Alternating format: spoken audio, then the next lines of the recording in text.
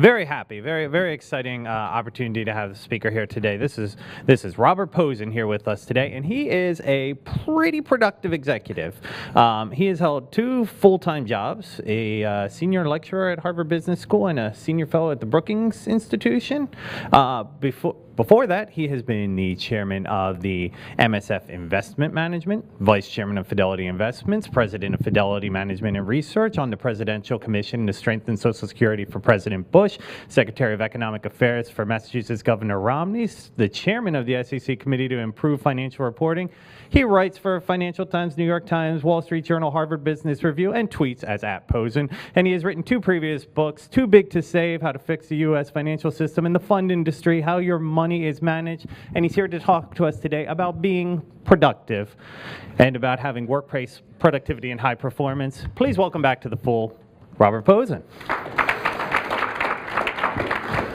You forgot to mention my career as, improv comedian, so, it hasn't taken off that much, so I hope you'll laugh at my jokes here. So, you have a very accomplished background at that point. What got you to be passionate about productivity? What is your path to getting to writing about productivity? Well, the way I got involved with productivity is when I was young. I lived in Bridgeport, Connecticut, in a pretty poor neighborhood, and basically had to work a job I worked 2 jobs in high school while playing on sports teams and trying to make believe I was an academic at the same time, and then worked my way through college. So when you do that, you get into using your time very efficiently. But I really never thought that much of writing a book on productivity, but when I was chairman at MFS and also teaching full-time at Harvard Business School, I was also writing some articles for Harvard Business Review, and they're always shocked when I got them in on time. And they said, everyone we deal with gets them in late. You're the only one who gets them in on time, and you have 2 full-time jobs. So we want to interview you to figure out what your secret juice is, what's your recipe. So they ran an online interview, and it sort of went viral. And all these people who would never think of reading my dense works on financial reform, et cetera, were desperate to read about things like, I ate breakfast and how I organized my daily schedule. So it seemed like, people were stopping me in the halls and stopping me in airports, and it was really a big deal. So I decided, well, got to go with the customer demand, and the customer demand wanted productivity, not another financial reform book. Well, I hope we have time to get into the details of how you eat breakfast. Let's start by defining, I guess, what do you mean by personal productivity in this book? Well, I mean by personal productivity is different from organizational, so we're not talking about company productivity. It's your own personal productivity, and I mean increasing the volume and quality of the work you do for every hour that you choose to work. I'm not trying to say whether you should work many hours or few hours, but or whether you should want to work a lot of hours to get further in your company, or you want to work a few hours so you can have more time with your friends. But whatever hours you work, I want you to increase the volume and quality of your product. Okay, let's talk about how we're going to do that. You have written in your book 3 big ideas for becoming more productive. Can you hit us with an overview of what those are? Okay, so the 3 big ideas is, the first is to set your priorities and rank order. Now that may seem pretty obvious, but I mean, most people really don't do it. So I ask you to write down your ideas and your goals. Write down your objectives for 1 week, write down your objectives for the next year, and then put them in rank order. And only by doing that, I think, can you really hope to distinguish what are high and priority goals. And then I like to ask people to look at their allocation of time during the week, and to actually fill out a little questionnaire that says, how do they actually use their time, and then compare it. Are they spending most of their time on their high priority goals? My experience is people are spending, on average, about half their time on the high priority goals and much of their time on low priority goals. So that brings me to my second point, which is get rid of the small stuff quickly. And I think that's part of that has to do with emails. And I have a theory of emails. First is you ought to discard 80 to 90% of your emails just by looking at the title. And then the ones that are important, I use the principle of Ohio. Only handle it once. So immediately answer that email if it's important. Don't put it aside for another week, another month. You'll either forget about it, or if you try to find it, then what will happen is you'll take another hour or two to find it. And there are other things about, sort of don't sweating the small stuff. I say, for instance, for your low priority goals, you should be willing to do B+ work and not try to do A work. That's the perfectionist problem. Sometimes the boss says, well, I just want you to give me a monthly report about sales, do a quick and dirty. But there are lots of people who just can't do a 1-pager or 2-pager. They have to do 10 pages, 20 pages, and they're really hurting themselves. The third main idea I have is on high priority goals, I call it start at the end. Now that may seem a counterintuitive notion, but what I mean by that is if you have a big high priority project, don't research it for days and weeks and months and then at the end figure out what your conclusions are. After the first day or two, write down your tentative conclusions. Now they're tentative, which means that you're going to have to revise them. But by writing down your tentative conclusions early, it will force you to focus your research and it will force you to come to grips with your critical ideas. I've tried this out many times in business and many times at Harvard, and people always say, oh, I couldn't possibly write my tentative conclusions after the first day or two. I don't know enough. But that's wrong. You do know a lot, and if you write them down and you sort of start focusing on that, you'll get your project done a lot more quickly. I'm curious about that last part about starting with the end and writing them down early. Would there be a concern for starting to get into confirmation bias at that point if you already have an idea of where you're trying to go? Well, you always have that possibility, but I also combine it with the concept of a required mandatory mid-flight revision. And so I say that in the middle of your project, you need to reconsider, are these the right objectives? Are these the right conclusions? And force yourself to look at it all again. So I think you're better off with a focus, even if you have a little bias, and then you have to be honest enough if in the mid-flight review some of those conclusions turn out to be wrong, you got to go another way. So you've been talking a lot about goals and achieving what you can achieve in your day, and you have your book is oriented, in fact, even the subtitle of the book here is Boost Your Results, Reduce Your Hours. You don't seem to be a big fan of working for the hours through this. Can you explain the difference there and really why that might be, that's a trap you don't want? Yeah, well, I'm a sort of missionary on this point that it's not the hours, the number of hours you work, it's what you achieve. If you are writing an article and you write a great article and you can write it in 4 hours, do you think somebody says, oh, gee, you didn't spend 10 hours on the article? No, they want to know what you did. And there are so many organizations, I'm sure not Motley Fool, that focus on hours. I mean, think about all the law firms, accounting firms, consulting firms, where you are basically paid by the amount of hours you put in. So, of course, you have a tremendous incentive to take as many hours as possible. But what does the client want? What does the customer want? The customer wants you to do good work in as little time as possible. And I think that this culture of hours goes more than just in organizations that bill hours. It's also the concept of face time.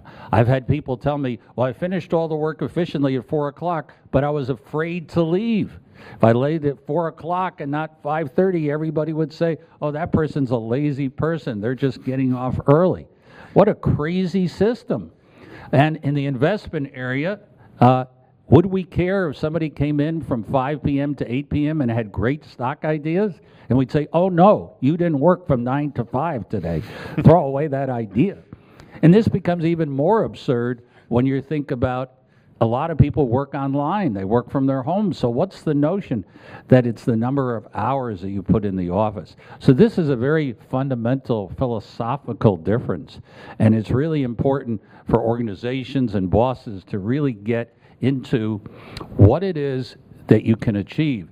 Now, if you're going to ask me, the next question is why organizations don't do this. It's so much easier to be on hours. All you got to do is say, did the person come in on hours?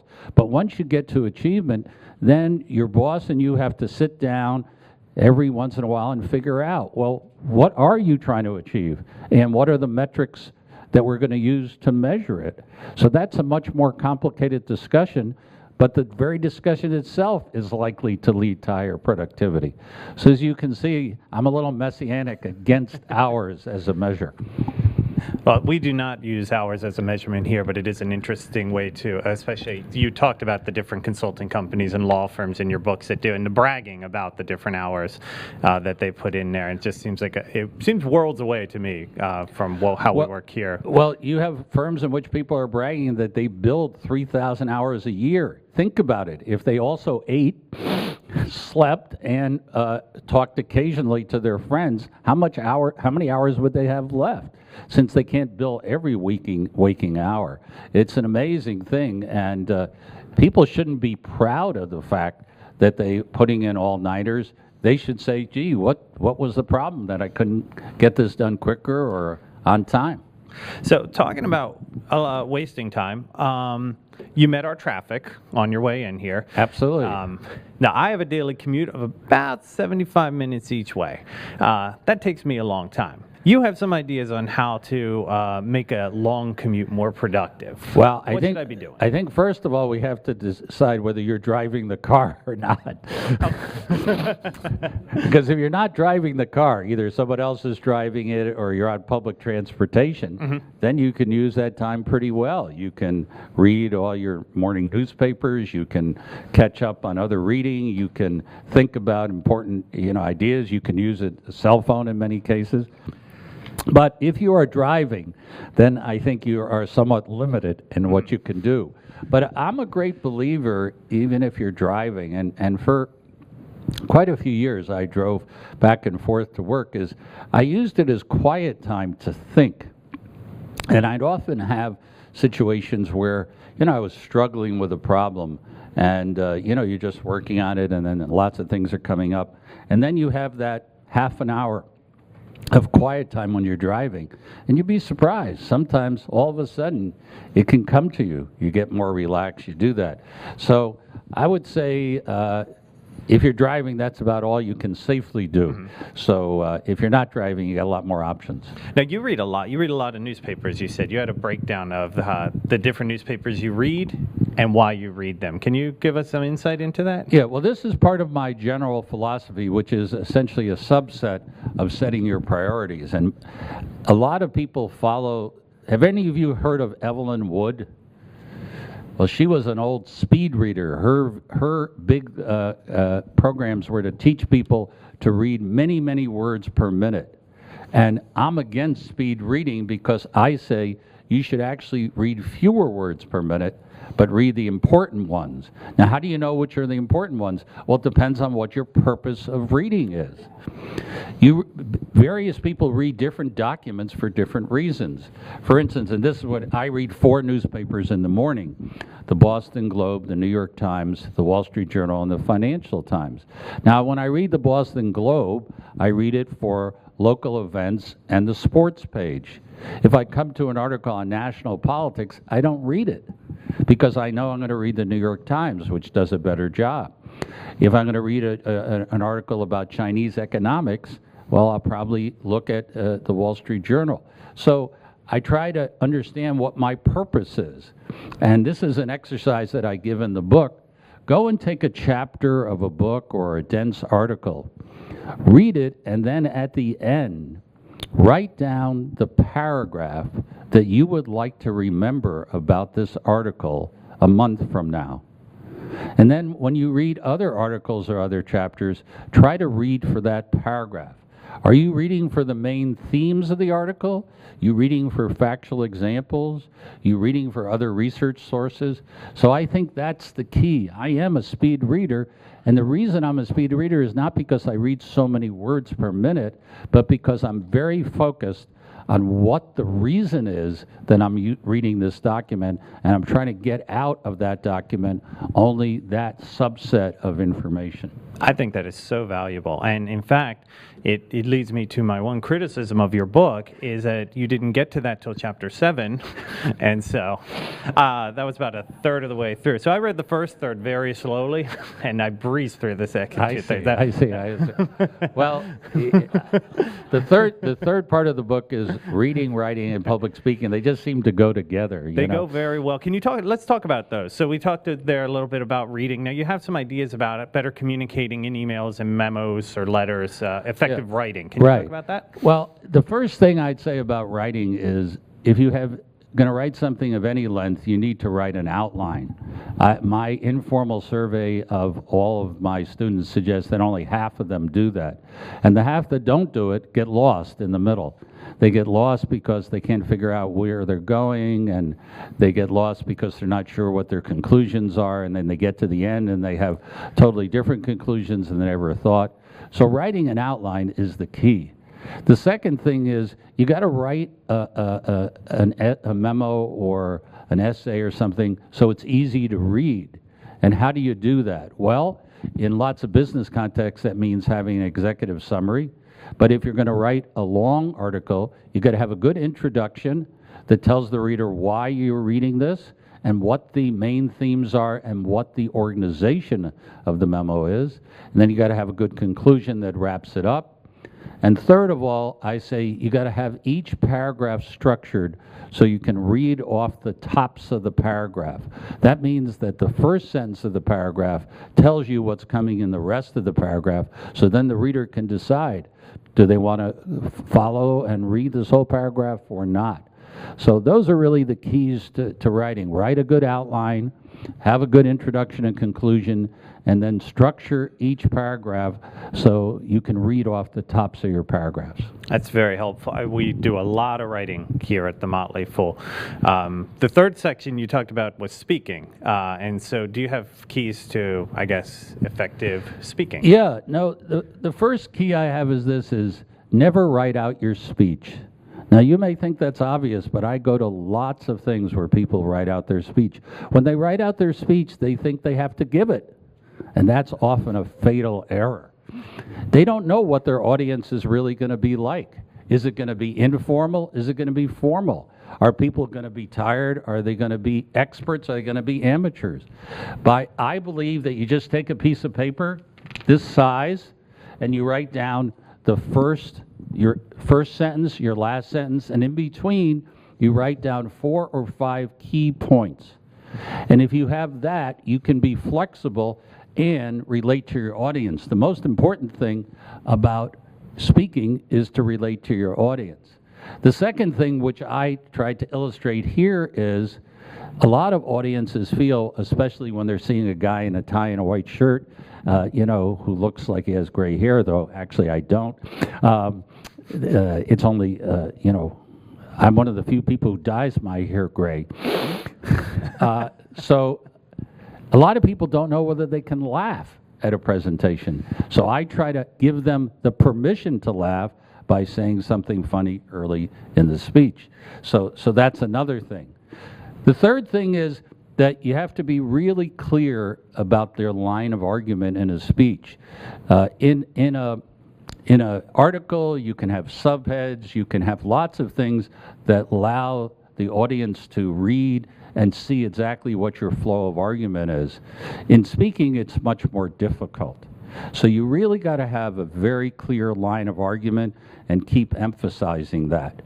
Last point is, I'm a great believer in Q&A, which I'm sure we'll have here. I love Q&A because Q&A is basically what the audience wants to hear. What I hate is if somebody goes on for 40 minutes, 50 minutes, an hour, they go on, and they're just making a lecture. They have no idea. Their audience has already gone to sleep twice, and they keep going. Q&A is the way to really get the audience involved. So the two lessons are understand your audience and be responsive to your audience. Those are really the keys to public speaking. Let's talk about procrastination. Man, never mind. Let's not. Um, Thank you. I wanted to put a joke in there too. Now you claim to have an antidote to procrastination. Well, here's an interesting fact. I gave a talk on personal productivity to the Harvard Business alumni class. One of them was 25 years out, and the other was 40 years out. Now, this is really an A-type group of people. And I said to that audience, how many of you people consider yourself procrastinators? And I was shocked to see that over 90% of those type A people thought they were procrastinators. How many people in this audience think they're procrastinators? See, it turns out that almost everybody thinks they're a procrastinator. And I think I'm a modest procrastinator. And people say, how can you be a procrastinator? I said, well, you've never graded 90 exams. After the first 20, you really don't want to read the rest of those exams. And so I basically set up a little reward system for myself. If you read another 10, you can have an ice cream. If you read another 20, you can go to the movies. And so most people are modest procrastinators, meaning that they don't get around to it right away and stuff, but you can set up rewards. Now, there are other people who are what I call heavy-duty procrastinators, and those people really have a serious problem. I've had a few students who told me they have a paper due, they know it's due for 2 months, they can't possibly start to work on it to the last day. Now, that is not a good idea. It drives them nuts and drives everybody nuts. So my proposal for them is this. When you have a big project that's high priority and it's stretched over a month or maybe longer, set up a lot of mini deadlines. Divide the project into parts. If you can only start working right before a deadline, get more deadlines. And people say, well, they'll just be artificial. I said, well, tell your colleagues. And if they're still artificial, tell your boss that you're going to hand it in on a certain time. And then they will no longer be artificial. So I think that we are all procrastinators in some way, but we can deal with it by a combination of rewards and setting mini deadlines that help us respond. So I want to pivot on that to a part towards the end of the book. You talk about two different ways to manage, or two different groups to manage. You manage your team and manage your boss. And what you were just saying there about telling your boss that these deadlines are the ones that feels like part of managing your boss. But let's start with the team first. If you have specific techniques or ideas that managers should utilize to increase productivities, I guess, of the members of their team. Okay, so you're right. You've read the book very carefully. I'm very impressed. Thank you. So most people, there are people who have interviewed me about the book and haven't read a word, if you can believe it. Makes for a bit of a distorted conversation. But if you think about you're the boss and you have a team, well, the most important aspect of productivity is for you delegation. Because you have your priorities, and if you can get people who are on your team to do your low priority work, then that makes you much more productive. But many people who become bosses are actually not very good delegators. They could be great producers, but they have a hard time delegating. They're more used to doing the work, and they have a hard time having other people do it. And I'm sure many of you have experienced that. So I have a few suggestions. The first is recruit some good people. The most important thing is to get good people that you can trust. Lots of people think they can have an HR department do the recruiting and doing the hiring. I think that's crazy. The most important decision you make for your top team members is choosing them. And you really need to interview them yourselves and also call their references yourself. Of course, when you call their references, everyone's going to say, oh, that's a good guy or great lady. But you really got to press them. Well, is this the best person you've ever had? If not, why not? Would you hire them back? Do you see any deficiency in them? So you really need to really press and hire good people. The second thing I say is once you hire good people, then you've really got to have what I view as a serious discussion, maybe every week. not every day, but every week, in which you really reach an agreement on what their projects are going to be and what the priorities are going to be, and most importantly, how are we going to judge success?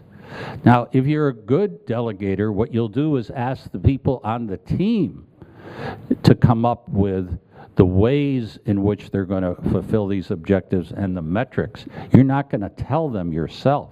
You're going to set the objectives, but you want them to tell you how they're going to do it and give them room to do it. And then you want to have metrics that they think are good, because then they'll buy into them. And then a third thing you need to do is, obviously, you need to evaluate at the end of a project and see what worked out and what didn't. But you have to, if you're going to be a good delegator, you have to tolerate mistakes. There are a lot of people who start off as good delegators, and as soon as there's one mistake, they immediately want to take control. Has anybody had that situation? I bet you have. But if you're a good delegator, you've got to accept mistakes. And I have a famous slogan, which was famous throughout Fidelity, is, let's make a new mistake. I don't mind making the first mistake as long as we learn from it, but I do get a little tired when people make the same mistake over and over again. That's a different story. So those are the sorts of things that I think are involved in good delegation. And the last thing I'll say about good delegation is, if you're the boss, it's hard to praise your team too much. Every boss thinks that he or she gives his team or her team a lot of praise, but the team never feels that way. I've never met a team that thinks their boss gives them too much praise. Have you ever met such a boss? But bosses do. So you have to really go out of your way at every single point if you're a boss. Anything good happens, praise it. Anything they get any recognition, really help them do that. So you've really got to go out of your way to praise them publicly a lot. But if you're going to criticize them in private and criticize them in a constructive way. So that's all I have to say about delegation. That's great. That's great. Let's flip that around then to talk about, so we've a lot of good advice into the bosses in the room. Now, everyone in the room has a boss. So what do we have for, as far as advice for them on how to work with their boss to be more productive? Yeah, so everybody's essentially, almost everybody is a boss and has a boss. So it's sort of, the other side is, how do you manage your boss? And Peter Drucker has a famous quote where he says, you don't have to like your boss, you don't have to be inspired by your boss, but your boss is too important for you, so you have to learn to manage him or her. And I really agree with that. So what does that mean? You have to understand what your boss's objectives are. Now, hopefully they'll be consistent with the organization's objective, but sometimes they're somewhat different. Is your boss in a mode where he or she's under a lot of pressure to produce more sales? Are they trying to reduce costs? So the first thing you have to do is really understand your boss's objectives. And the second thing is, as I said from the other side, you need to sit down with your boss, even if your boss doesn't ask you, every week and say, here are the projects I'm working on, here are what I think are the priorities, here are what I think I should be doing and getting, and I want you to tell me if I'm on the right page. Because the lack of, or failures of communications between employees and their bosses are amazing to me. You have two bright people, they get along, but they just don't quite communicate. So that's a big thing. Third thing, as managing your bosses, if you have a project and there's a problem, you need to tell your boss early and constructively. What do I mean? No surprises. No boss likes to hear of a problem late. If there's a problem, they want to hear early, and then try to propose solutions to the problem. Try to figure out with your boss what you can do about it. And then, of course, the last thing is, if you want your boss to be happy, produce a lot of good work on time, quality, that's always good. And I'd add one more thing. If you find an opportunity to praise your boss, especially in front of his or her boss, that's really good. Then you'll really make your boss like you.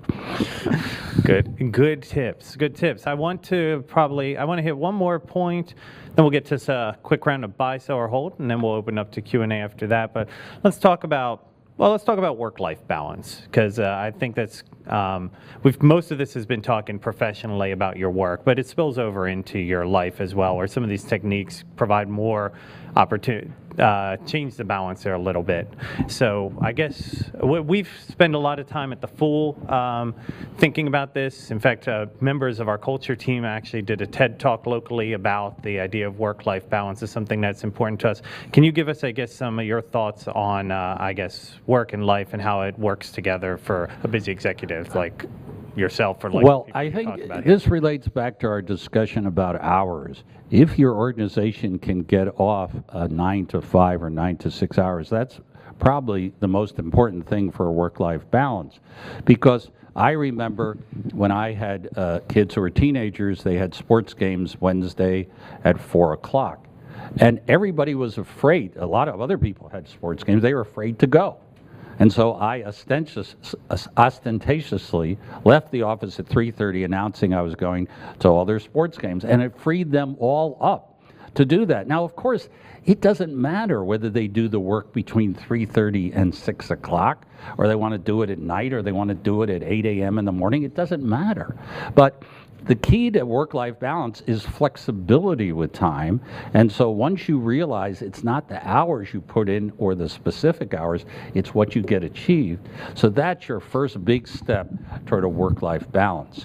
The second thing, which really is very prevalent in places like New York and Boston, and that is people feel that they have to work late. And it's like a badge of honor. If you go to Goldman Sachs, you say, I haven't left work before midnight for the last 12 days, you know? And they say that proudly, you know? And I'm thinking, what the hell is going on here? And, you know, I was president of Fidelity when we were running $1 trillion, so it wasn't a small company. And I prided myself every day coming back for dinner with my wife and children at 7 p.m. We all sat down, we had dinner, would talk to the kids, help them, or, you know, with their homework to the extent that they considered it to be helpful, or watch TV or something, talk to them. And then if I had to go back to work, as I often did because we had Asian affiliates and these things, then I would do it later at night. But people have lots of ways in places like New York, Boston, say, I can't possibly leave because I'm too important, I have too many things to do. That's crazy. They can leave. They can leave. They've just set up their life. Of course, occasionally there's a real emergency, like when the stock market crashed in 1987. But there isn't an emergency every night unless you create one. And so I think the key is to set a routine where you come and spend your time with your family. It's the same thing on weekends. Some people feel that they have to work all day Saturday, no matter what. Well, that's crazy. I mean, if they want to get up early before their teenage kids go, you know, get up, well, they can go and do a few hours work. There are lots of things that you can do. So I think work-life balance is a lot about both your approach to hours and your approach to whether or not you're just so, you know, your presence is physically so important that no one can possibly do without it. I really doubt that. I really doubt it. Especially mine. Let's move on. I don't mean that personally. Let's move on to... But when you're president of a company and you don't show up, you'd be surprised. They somehow get going. They do it. Well, I want to wrap up our talk here with a quick round of buy, sell, or hold. So we're an investment media company. We talk in terms of whether things are a buy or a sell, or we're just kind of holding on them right now. So I picked out a few topics that I think you had an opinion on from your book. Let's talk about them. You tell me what you think buy, sell, or hold. Sound good? All right. Got it. All right. First one. Upgrading to business class. Well, if you could do it for free, it's always a buy. And I think it's necessary when you're taking, long trips like to Europe and Asia, because if you really want to work afterwards, it makes sense. But on short trips, I can't say you really need to do it. Why do you need to do it on the long trips? Well, I want to I want to get off the plane in Frankfurt and work.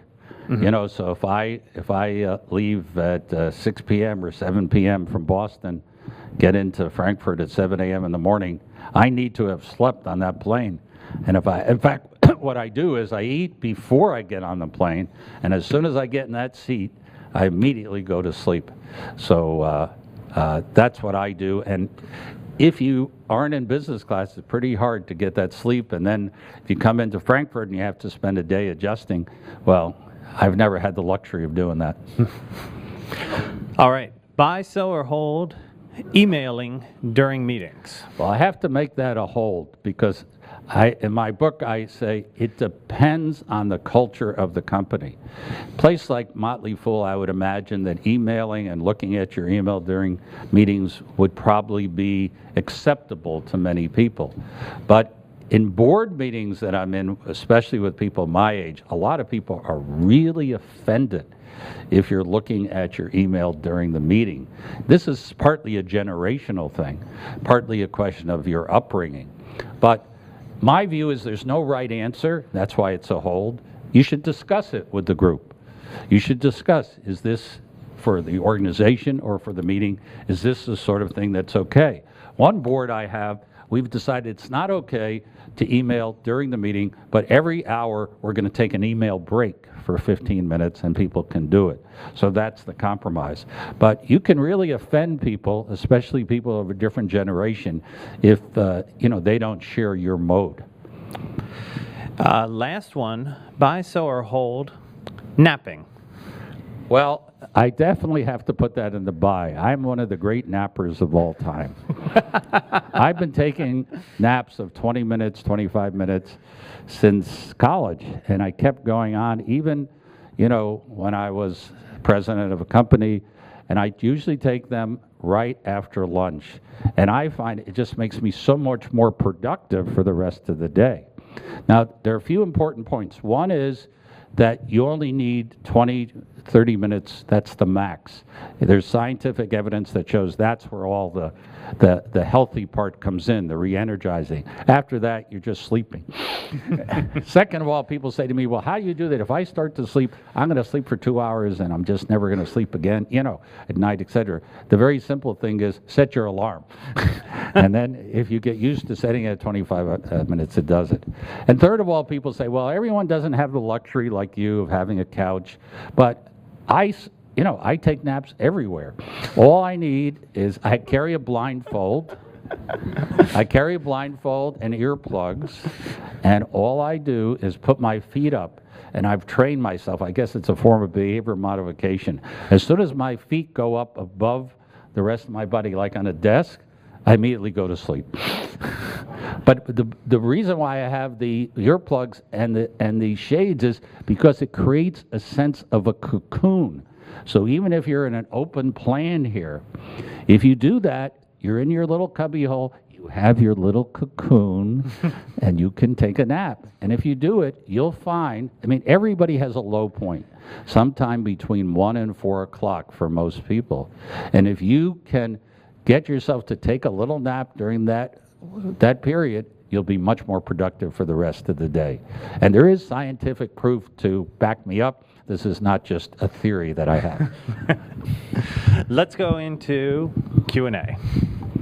Bob, I'll go first. You mentioned eating breakfast earlier, sort of in passing. Is there more you want to tell us? Yes, the question was about eating breakfast. Well, it turns out that this is something that I share with President Obama, and I didn't even know it. So my view is you should routinize the routine. Those things that really don't make a difference for you, you shouldn't use a lot of energy doing them. And one thing that makes very little difference to me is what I eat in the morning. So I eat the same thing every morning, a bowl of Cheerios and a banana. Now you might ask why I eat a banana, and I'll tell you.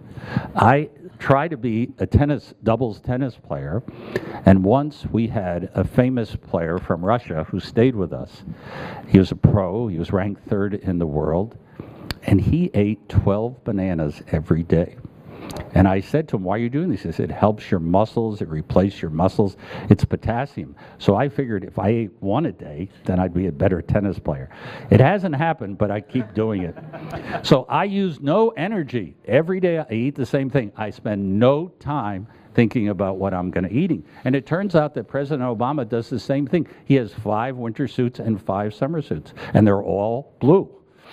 And he just wears the same thing. He doesn't want to think about what he's wearing. And so obviously some people might care about what they're wearing. They might care what they eat. All I'm saying is the things that aren't important to you, routinize them, make them standard so you don't use energy at all thinking it. You just do it. How do you keep track of all the things you have to do? Do you use software? Do you have a smartphone? Just pencil and paper? Well, I've been working on a stupid phone myself, but no, I have a calendar in my BlackBerry, but what I have, I use is Microsoft Outlook, and I set up a 2-sided schedule. And the 2-sided schedule on the left side has what most people have, you know, whatever their appointments, meetings, etc. are. But on the right side, and this is one thing I preach, I have is, what am I trying to accomplish in that phone call or that meeting? Which may be somewhat different than is obvious. So, and every night I sit down with my list and I cross off the things I've done, I move things around, and I see whether I've gotten what I needed accomplished. And so that's what I do. I have a 2-sided calendar, and I have a, which I have for the month, and then I have in my BlackBerry a long-term calendar. And every time I change the calendar, you know, I have to admit I have a good assistant. Every time I want to change anything, I just send her an email, and she fixes everything. But it's the 2-sided calendar that makes the difference. Everybody has the one side. It's the second side that actually tells you what are you trying to achieve at that meeting. Well, I wanted to thank you for coming today, by the way. It's a great speech. You're welcome. I had 2 questions. One was considering the timing of your day. Something that I've been focusing on is determining, you know, is it best to come in early and work, you know, the majority of your intellectual, like hard thinking activities in the morning, or is it better to save those till the end? You know, some people like to work later at night. I think that's really up to the individual. There are some people who have their great ideas in the morning, and there's some people who have their great ideas at night. I myself happen to be a morning person, but I think it's just wherever you find yourself to have the best creativity, period. And it differs a lot from person to person. So I think you just got to know yourself and make sure that when your creative period, when that creative period's there, that you're using it to its best use. I got you. And then the second question I had was about email. And a lot of companies, you know, that I've worked at, email is a constant focal point of pros and cons. And I wonder what your viewpoint was as far as limiting the form of email, only limiting it to conversations that are very task orientated. A lot of times companies will get bogged down by extensive email chains. And what do you think about combating that? Well, I think being overwhelmed by email is a major problem for every company. And as I said, I think most people, 90 or 80% of what they get, they're just one person in a long list. It's just a standardized thing that comes every day. You can look at it and discard it. I've tried to get off some of those lists. Like, you know, there are people who are still sending me investment letters from the time I was at Fidelity 10 years ago, but I can't get off it. You know, I send them emails and it would take me days to get off it, so I just disregard it. But I don't know whether it makes sense to have a hard and fast rule within a company. I think there are some what I call process rules that are important. One is, you know, think twice before you send an email to a lot of people or before you hit the reply to all. I would sort of suggest that your default ought to be to reply to the person who sent to you and not to reply to all. Because, you know, we all get so many emails where we're just happen to be on the list, and that's terrible. The second thing is, I'm against emails where the only thing in the email is okay or thank you. Because really, then you're from a person who you care about, who's your, a colleague or boss, but what they're saying isn't really substantive. My view is express your gratitude by not sending that email. And then third of all is, you got to keep your emails to the point and, what you want to do, and you got to think hard between what's appropriate for an email and what's appropriate for an in-person discussion. So, and probably the last thing is, you don't want people spending their time basically playing games or, consulting Facebook or all the things that you can do on a mobile phone. And I think a lot of companies try to close that down, and I think that's probably right. So except for, fooling around on games and Facebook, I guess my view is you just have to have some general procedural rules and hope that you have mature enough employees to do the right thing. Thank you very much. I think we have time for one more if someone has one. Bill? So, Bob, what is your philosophy on meeting management, meaning specifically deciding or managing your team, boss, in terms of what are appropriate meetings and and what needs to be accomplished?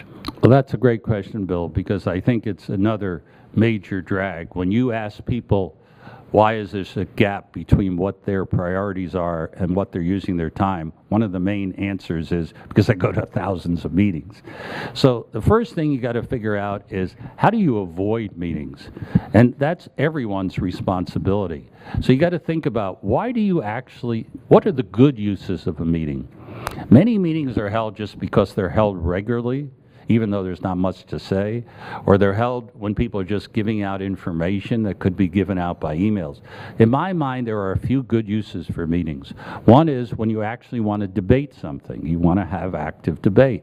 Second is maybe if you want a brainstorming thing to come up with a new product, so you want that sort of energy. Or third of all, if you haven't met the people before, you often need to have a meeting in order to establish some contact. So if you thought carefully about that, you'd eliminate a large number of meetings.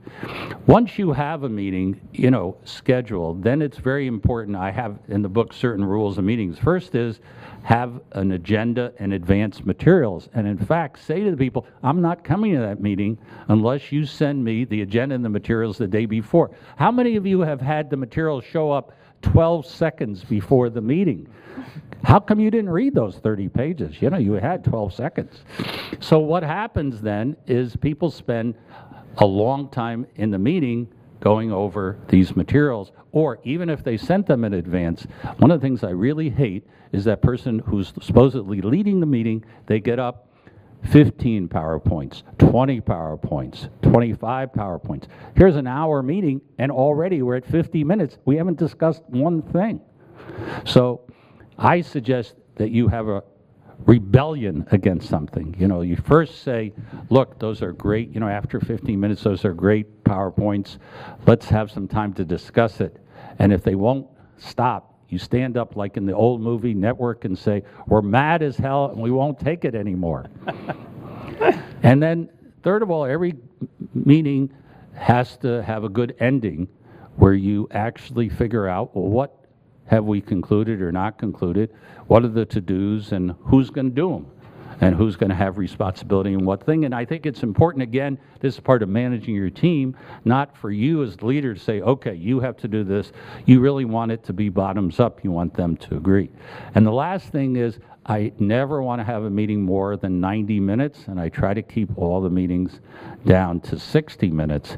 People tell me, they have meetings 4 hours, 5 hours. I really wonder what the hell is happening in that meeting that couldn't be done in an hour and a half. And I'm sure there are a few meetings that really have to go on that long. But I think often what happens is a meeting goes on for as long as it's scheduled. And if it's scheduled to go on for 3 hours, somehow it goes on. Well, I think with that, this meeting's going to come to an end, and our conclusion should be that there's a lot of good takeaways in this book about being productive, and that we're very lucky to have had you here today. Thank you very much, Bob Pozen. Thank you for having me.